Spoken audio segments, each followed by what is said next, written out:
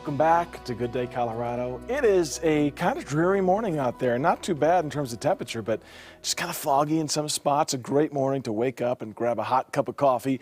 If you love coffee like we do, today is your day. It is National Coffee Day. Cheers, my friends. Raise your glass of caffeinated love this morning. You're going to need it.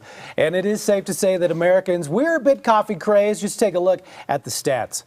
$30 billion coffee industry, with the average American downing about 3 cups of Joe per day. Ben Ripley from Aviano Coffee is here to show us the latest trends in coffee. And let's start with the beans. There was a lot of talk because a good coffee starts with good beans. Exactly. Now, whether we buy them already ground or bagged, sometimes we do get the whole bean.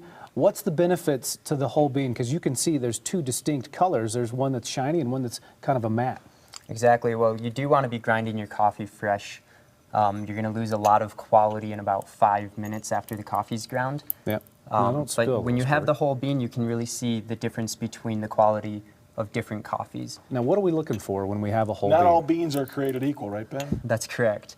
What you're looking for is a not dark roast. So this one here is bad. That one's bad. It's oily. You can see the texture on the bean. It's oily. It's going to clog up your machine. They've actually roasted beyond the caramelized sugars and burnt the sugars, creating the oil on the outside of that Looks bean. shiny and good to me. Yeah, it's you not would supposed think. to look like that. And so the one next to it is what you want your beans to look like. Exactly, exactly. You're looking for an even color. You're Okay. looking for something around a medium roast.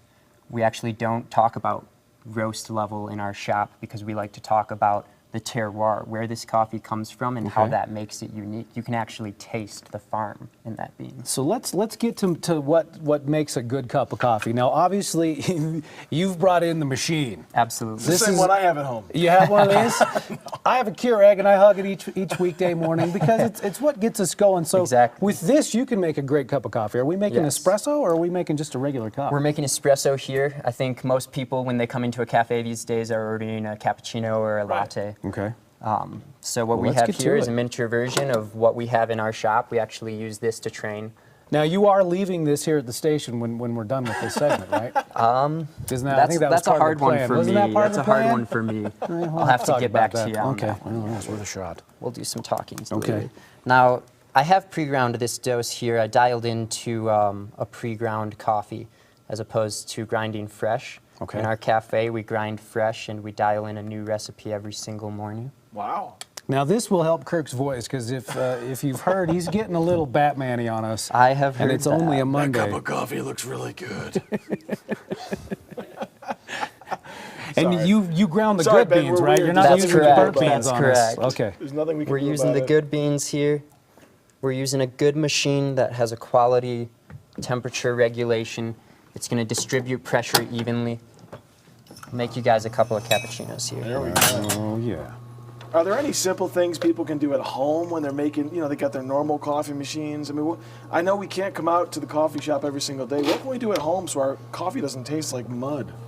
Well, I think your first step, once again, is grinding fresh. Yeah. A lot of people are buying pre-ground coffee these days and losing a lot of quality before they even bring it home. Now, I have heard a good quality cup of coffee that's served in a white mug kind of has a greenish tint to it where the liquid meets the side of the cup. Is that the truth? You know, that's probably not the truth. Now, I heard that from a very well-known coffee. He's a big name here in town. He said, look, but you're saying no. No, I'm Ken, saying you probably no. made that up. I'm looking to avoid all grains in my cup of coffee Not these days. green. You know, that kind of, no? No. I've never All seen right. the green. No. Right here, look in here. See what I'm saying? How it's kind of a little bit of a greenish Oh, I tint. see a little greenish tint in there. All right, let's move on from the green conversation. Who pays you? Well, look, Well, there we go. We go to Jen, but this is Aviano Coffee. Hey, they're in Cherry Creek North if you want to stop by, and that is a good-looking cup of coffee I'm going to indulge. Thanks, Ben. Thank you guys. Nice talking good to you. job, Ben. Jen, we'll send it over to you. The cup of coffee we're making will not have any green to it. It's guaranteed to be delish. I would like to put in my order for an almond milk latte, please. All right, let me show you what's going on.